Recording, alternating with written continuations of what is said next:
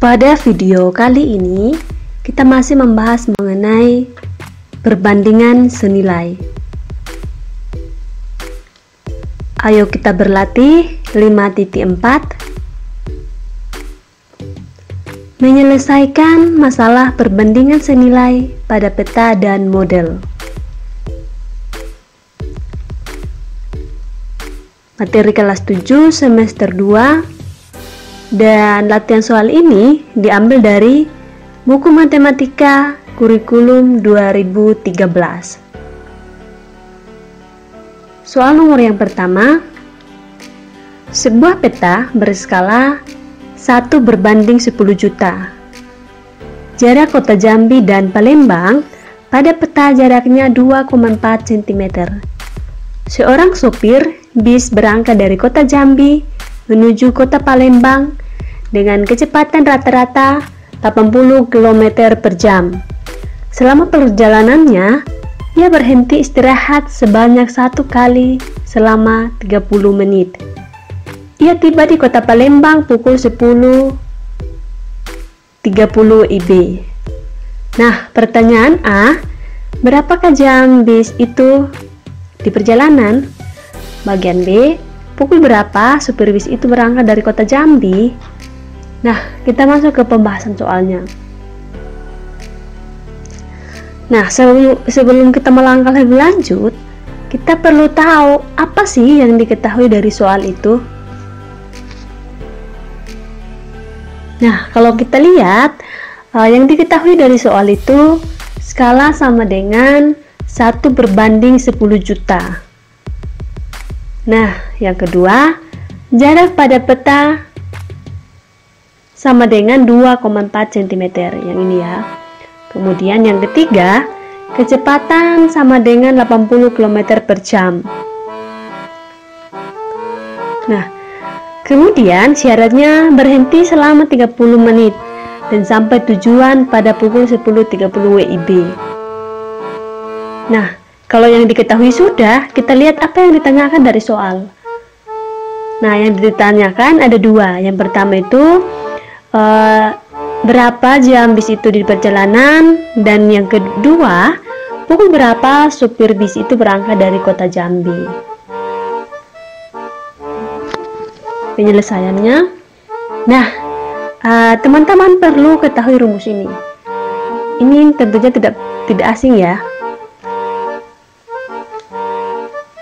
Jadi di sini ada skala, jarak pada peta, dan jarak sebenarnya. Yang disingkat skala S, jarak pada peta JP, dan jarak sebenarnya JS. Nah, kalau kita lihat di sini ada rumus dalam segitiga. Nah, dalam rumus ini, kalau misalnya kita cari JP, kita ditanya jarak pada peta, berarti skala dikali JS. Nah, kuncinya kalau ke samping sini dikali, kalau dari sini artinya per, oke? Bisa?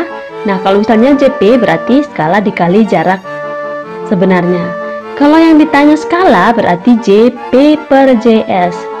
Kalau yang ditanya JS berarti JP per S. Nah, oke, dari rumus ini kita bisa tahu bahwa jarak sebenarnya rumusnya itu jarak peta berbanding skala. Jarak pada peta berbanding skala. Oke. Nah, jarak pada peta itu tadi sudah kita ketahui bahwa 2,4 cm. Bagi skalanya tadi 1 berbanding 10 juta. Nah, tinggal kita mengoperasikannya. Sama dengan 2,4 dikali 10 juta. Oke, tadi bagi ya. Kalau kita bagi, kita ganti jadi kali, berarti jadinya kali 10 juta. Kemudian jika kita mengoperasikannya, 2,4 dikali 10 juta berarti 24 juta cm. Nah, kita rubah atau convert ke kilometer, berarti jadinya 240 km. Oke, masih ingat tanggal jarak?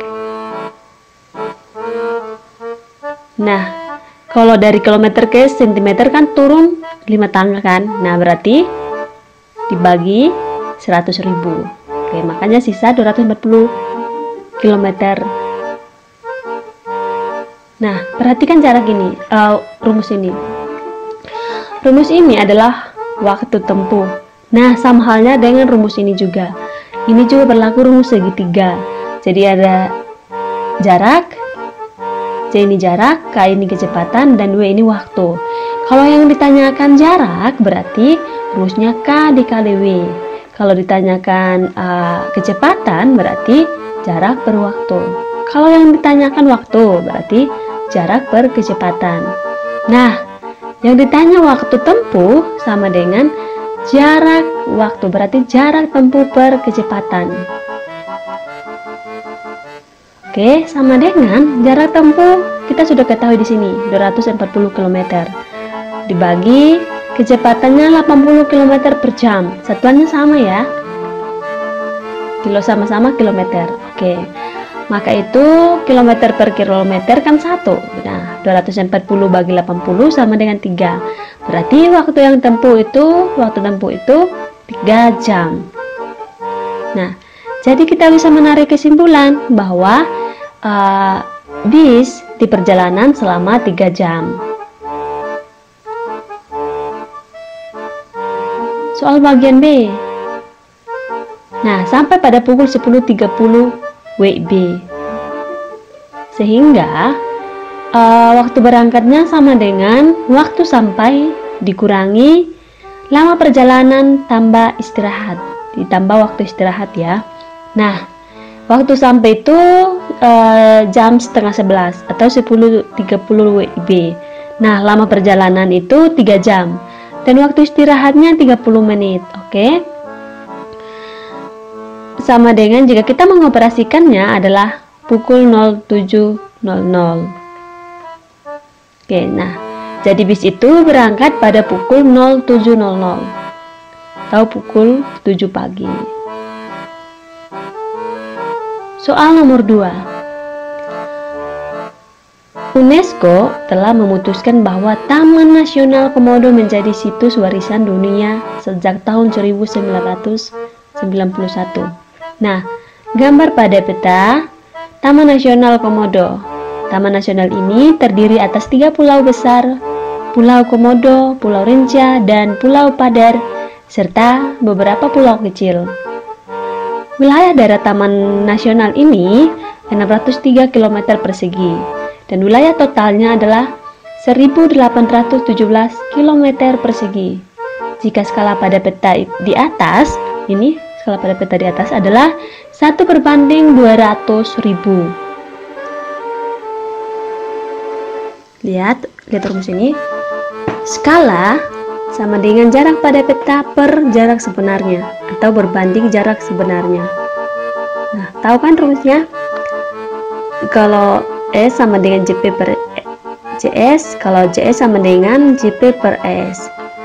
Nah, di sini kita mencari luas sebenarnya. Nah, kalau luas persegi berarti panjang dikali lebar.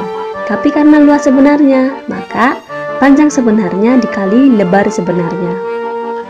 Oke, nah dari rumus di atas, luas sebenarnya sama dengan panjang sebenarnya.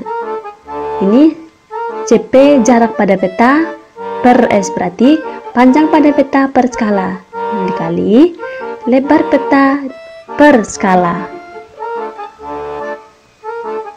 Oke. Kemudian kita kalikan, kita operasikan panjang peta dikali lebar peta per skala dikali skala kuadrat. Nah, berarti luas sebenarnya sama dengan luas peta per 1/2 K kuadrat. Nah, ini luas peta karena tadi luas sebenarnya sama dengan panjang peta dikali lebar sebenarnya. Oleh karena itu bisa kita substitusikan bahwa panjang kali lebar sama dengan luas peta. Oke, masih ingat tangga jarak? Nah, kalau kita lihat, kalau persegi itu turun 1 tangga dikalikan dengan 100. Kalau naik 1 tangga dibagi 100. Kalau dari kilometer ke sentimeter turunnya 1, 2, 3, 4, 5. Oh ya, kalau dari kilometer persegi ke sentimeter persegi berarti nolnya sebanyak 10 kali. Nah, luas sebenarnya sama dengan luas peta dikali K kuadrat. Pembahasannya, luas wilayah darat pada peta sama dengan, ya ini, luas peta sama dengan luas darat sebenarnya berbanding skala. Oke, kita lihat. Luas darat sebenarnya sudah diketahui, yaitu 603 km persegi. Dibagi 200.000 persegi. Nah, tinggal kita mensubstitusikannya. Kan tadi luas daratnya 600, tinggal kita ganti. Oke. Nah, kalau kita mau rubah satuannya ini kan kilometer. Kalau kita mau convert ke sentimeter, berarti turunnya 5 kali, 5 tangga. Berarti kan turun 1 tangga dikali 100. Karena turun 5 tangga, berarti nolnya ada 10. Oke, nolnya ada 10. Kemudian karena ini kuadrat, 2 dikali 2 sama dengan 4. Kemudian kita hitungnya, nolnya ada berapa? 5. 5 kali 2 berarti nolnya juga 10. Oke, nah sama dengan 603 cm kuadrat dibagi 4. Kita sederhanakan ya, sama-sama nolnya. Ini 603, nolnya kan 10, ini juga punya nol 10, tinggal kita coret. Bagian sini juga coret, 10 nolnya 10, sini juga coret 10 nol, berarti sisanya 4, ini sisanya 603. Oke, nah 603 dibagi 4 sama dengan 150,75 cm persegi. Nah, jadi kita bisa menarik kesimpulan bahwa luas wilayah darat pada peta adalah 150,75 cm persegi. Nah, bagian B. Luas wilayah total Taman Nasional Komodo pada peta. Luas peta sama dengan luas total taman sebenarnya berbanding K kuadrat atau skalanya. Nah, luas total taman sebenarnya sudah diketahui, yaitu 1817 km persegi dibagi 200 persegi. Oke, nah kita rubah satuannya kilometer ke sentimeter. Sama, kalau turunnya 5 kali berarti kan turun 1 tangga dikali 100 berarti nolnya ada 10. Oke, pas. Kemudian ini kuadrat berarti kita kali 2 kali 2 sama dengan 4. Karena kuadrat nolnya juga 10. Triknya gitu. Oke. Kemudian kita lihat yang pertama, bagian sini juga kita coret 10 nol, ini juga kita coret 10 nol, berarti 1817 dibagi 4. Nah, jika kita mengoperasikannya yaitu 454,25 cm persegi. Oleh karena itu, kita bisa menarik kesimpulan bahwa luas wilayah taman, total taman pada peta adalah 454,25 cm persegi. Soal nomor 3. Di samping rumah Resa, terdapat sebidang tanah berbentuk persegi panjang. Ayahnya merencanakan akan menanami berbagai jenis tanaman obat. Keliling tanah 40 meter. Dan perbandingan ukuran panjang dan lebarnya adalah 5:3. Gambarlah keadaan tanah itu dan tentukan panjang dan lebarnya. Oke, kita lihat apa yang diketahui dari soal. Keliling tanah berbentuk persegi panjang sama dengan 40 meter. Perbandingan panjang dan lebar yaitu 5:3. Nah, kalau yang diketahui sudah, kita lihat apa sih yang ditanyakan dari soal. Oke, yang ditanyakan dari soal yaitu berapa ukuran panjang dan lebar tanah tersebut. Pembahasannya, perbandingan rasio panjang dan lebar yaitu 5:3. Oke, jumlah rasio sama dengan 5 ditambah 3 sama dengan 8. Nah, kelilingnya sama dengan 2 dikali panjang kali lebar. Nah, kan keliling sudah diketahui 40, tinggal kita mensubstitusikannya ke sini. Oke, sama dengan kedua ruas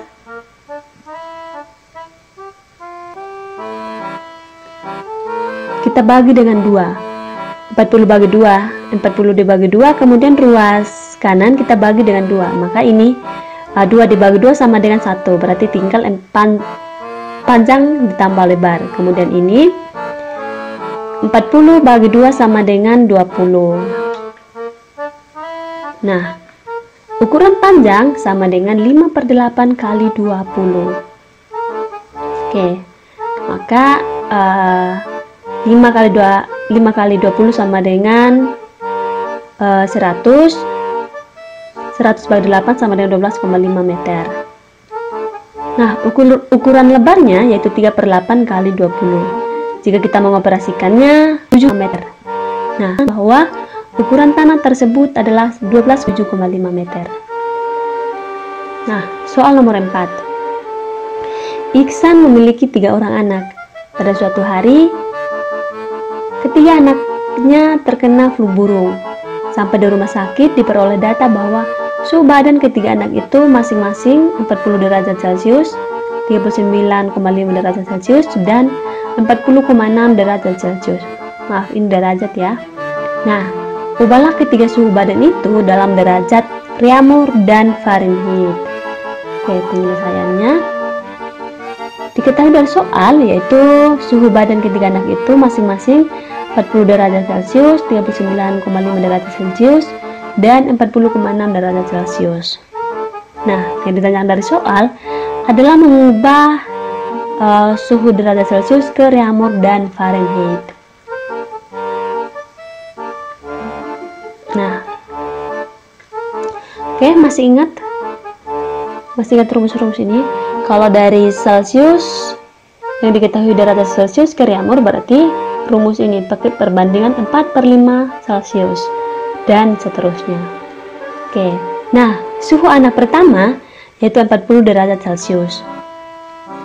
Nah, kalau kita konversi dari Celcius ke Reaumur, berarti kita ada rumus ini, dari perbandingan ini, bahwa dari Celcius ke Reaumur berarti 4/5.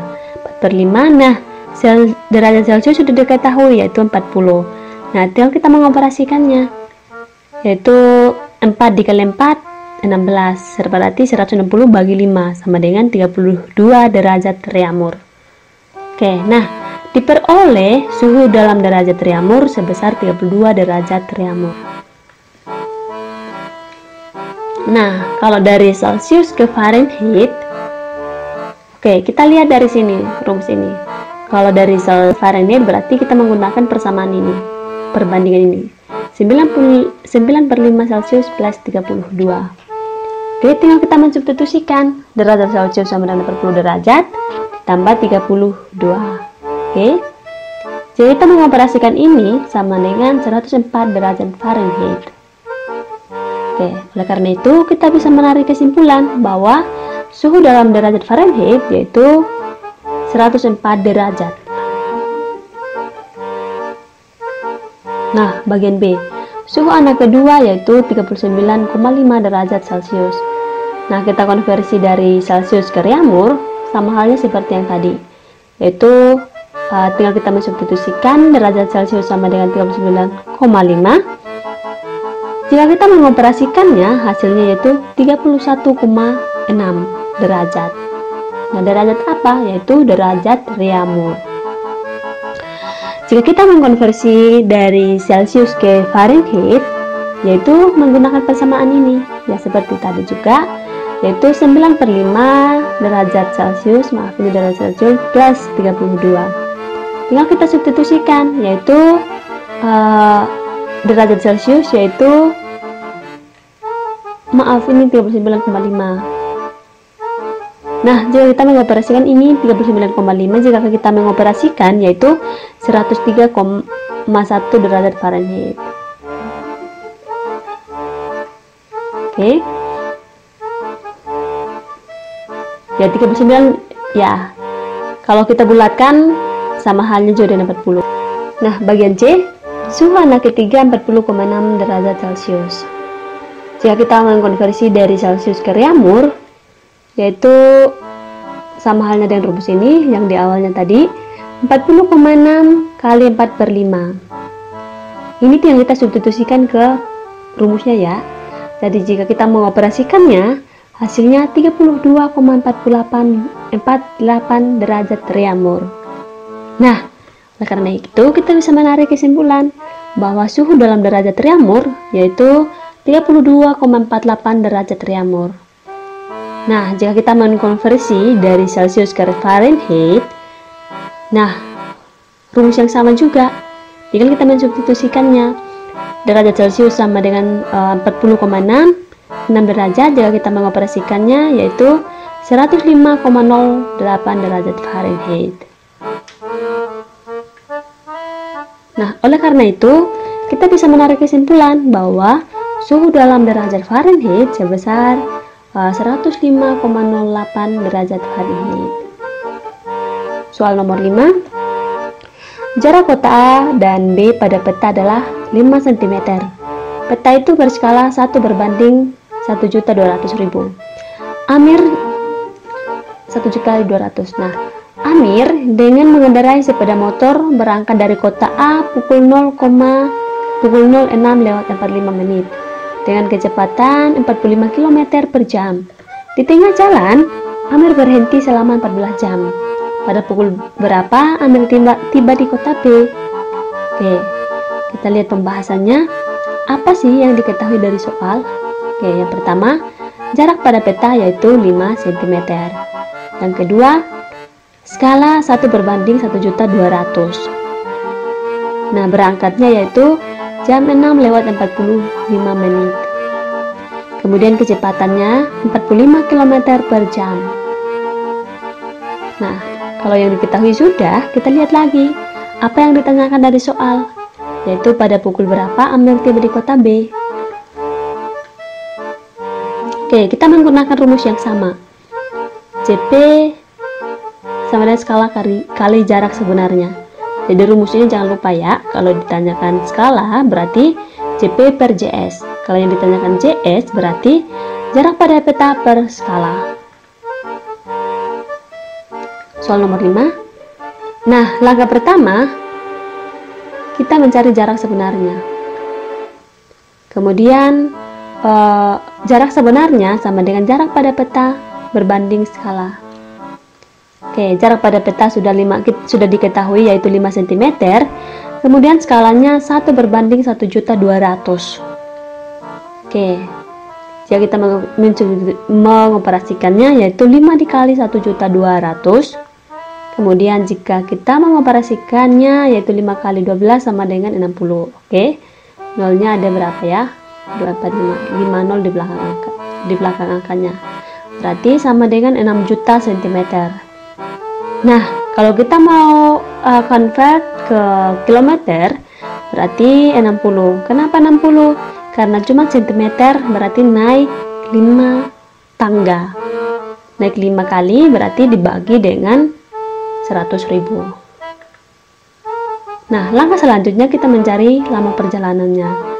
Oke, masih ingat rumus ini kan? Kalau ditanya jarak berarti kecepatan dikali waktu dan seterusnya.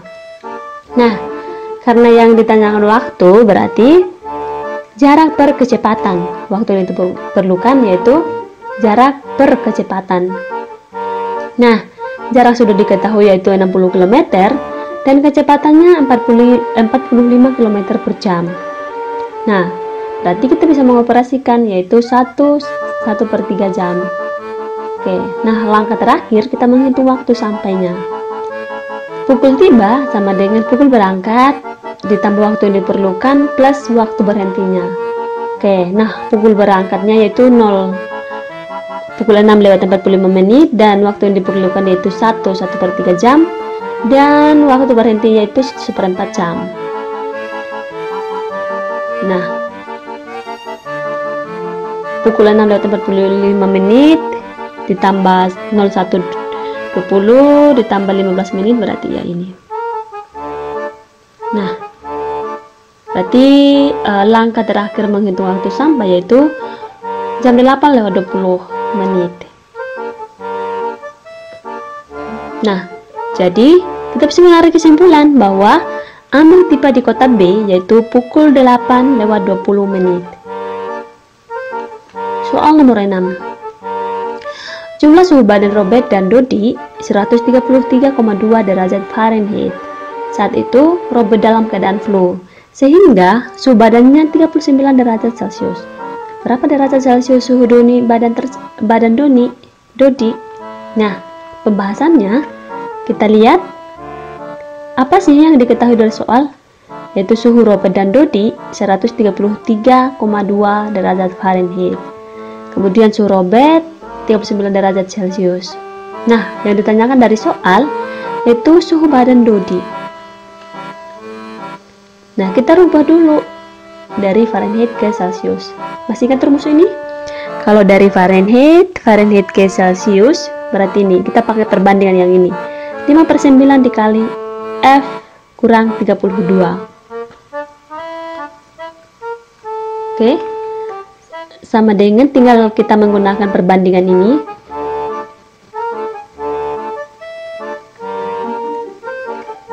Nah, suhu Robert plus Dodi sama dengan 133,2 derajat Fahrenheit. Nah, kita menggunakan perbandingan yang tadi sudah ditampilkan di sebelumnya. Tinggal kita mensubstitusikan derajat Fahrenheit yaitu 133,2 derajat Fahrenheit. Tinggal kita mensubstitusikan ke rumus dan kita mengoperasikannya, yaitu ini 59 masih tetap, kita menghitung duluan yang dalam kurung. 133,2 derajat dikurangi 32 sama dengan 101,2. Nah, 5 kali 101,2/9 sama dengan 56,22 derajat Celcius. Robert ditambah Dodi sama dengan 56,22 derajat Celcius. Oke. Nah, dari 39 derajat Celcius sama dengan sudah diketahui. Robert 39 derajat Celcius. Berarti Dodinya berapa? Nah, tinggal kita kedua ruas itu dikurangi dengan 39 derajat Celcius. 39 kurang 39 0, berarti sisanya Dodi. Kemudian 56,22 derajat Celcius dikurangi 39 derajat Celcius. Berarti hasilnya 17,22 derajat Celcius. Nah, jadi suhu badan Dodi adalah 17,22 derajat Celcius. Soal nomor 7. Lengkapi tabel berikut. Oke. Di sini ada skala, jarak pada peta atau foto, kemudian jarak sebenarnya. Nah, kita disuruh untuk mengisi yang titik-titik ini. Bagian A disuruh mengisi jarak pada peta, bagian B disuruh mengisi jarak sebenarnya, bagian C disuruh mengisi jarak pada peta, dan bagian D disuruh mengisi jarak sebenarnya. Nah, masih ingat rumus ini? Kalau jarak pada peta berarti skala dikali jarak sebenarnya. Kalau ditanyakan skala berarti JP per JS. Kalau ditanyakan jarak sebenarnya berarti jarak pada peta per skala. Nah, yang lainnya sudah diketahui ya, jadi tinggal kita mensubstitusikannya. Yang bagian A, kalau JP berarti JS dikali skala. Oke, JS nya sudah 1 meter dikali skalanya 1/20, 1/20. Nah, jika kita mengoperasikannya hasilnya 5 cm. Bagian B, jarak sebenarnya sama dengan jarak pada peta bagi skala. Nah, jarak pada peta yaitu 2, skalanya yaitu 1/200. Oke, tinggal kita operasikan. Kalau dikali berarti 2 dikali 200. 2 dikali 2 sama dengan 4. Nolnya ada 5, berarti 400 cm. Kita convert ke kilometer, berarti naiknya 5 tangga, berarti dibagi dengan 100.000. Jadinya 4 km. Bagian C, jarak pada peta sama dengan jarak sebenarnya dikali skala. Sama dengan jarak sebenarnya 6 meter dan skalanya 1/20. Nah, jika kita mengoperasikannya yaitu meter ke sentimeter turunnya 2 kali dikali 100, berarti 6 dikali 100 jadinya 600 dikali 1 per 20. Oke, 600 bagi 20 sama dengan 30 cm. Nah, bagian D, JP sama dengan JE sama dengan JP dibagi skala. JP nya sama dengan 100 cm, skalanya 1 berbanding 1 per 1. Oke, ini kita mensubstitusikannya dan mengoperasikannya, hasilnya sama dengan 1 meter. Oke, soal nomor 8. Pesawat perintis N219 buatan PT Dirgantara Indonesia yang berukuran bentang sayap sepanjang 19,5 meter dan tinggi 6,1 meter. Jika perusahaan akan membuat miniatur yang berskala 1 berbanding 150, berapa ukuran bentang sayap dan tinggi miniatur pesawat? Nah, pembahasannya kita lihat apa yang diketahui dari soal. Nah, yang pertama, ukuran panjang sayap sama dengan 19,5 meter. Jika kita substitusikan atau kita hentar ke sentimeter, turunnya 2 kali, berarti dikali 100. 19,5 dikali 100 hasilnya sama dengan 1950 cm. Nah, ukuran tinggi sama dengan 6,1 meter. Kalau kita convert ke cm berarti 610. Kemudian skalanya sama dengan 1 berbanding 150. Nah, ini yang diketahui ya. Kalau yang diketahui sudah, kita lihat apa yang ditanyakan dari soal, yaitu ukuran miniatur pesawat. Nah, pembahasannya yaitu jarak pada peta sama dengan jarak sebenarnya dikali skala. Panjang miniatur sama dengan panjang sebenarnya dikali skala. Nah, panjang sebenarnya sama dengan 1950 dikali 1 berbanding 150. Jika kita mengoperasikannya, hasilnya yaitu 13 cm. Nah, tinggi miniatur sama dengan tinggi sebenarnya dikali skala. Jika tinggi sebenarnya sama dengan 610 cm dikali skala 1 per 150. Oke, jadi jika kita mengoperasikannya, hasilnya 4067 cm. Oleh karena itu, kita bisa menarik kesimpulan bahwa ukuran bentang sayap 13 cm dan tinggi miniatur 4067 cm. Soal nomor 9. Tentukan tinggi pohon pada gambar di bawah ini. Ya, gambarnya seperti ini. Oke, kita lihat 12 meter jika kita hentar atau convert ke cm berarti 1200. Nah, kalau kita lihat ini di sini adalah 1200 cm ditambah 240 cm, yaitu sama dengan 1440 yang bagian sininya. Kemudian kita memakai perbandingan ini, yaitu X per 150, ini X per 150 sama dengan 1440 per 240. Oke, jadi kita operasikan 1440 dibagi 240 sama dengan 6.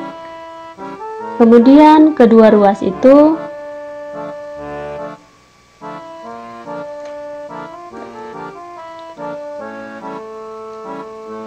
ya, kita operasikan X sama dengan 150 dikali 6.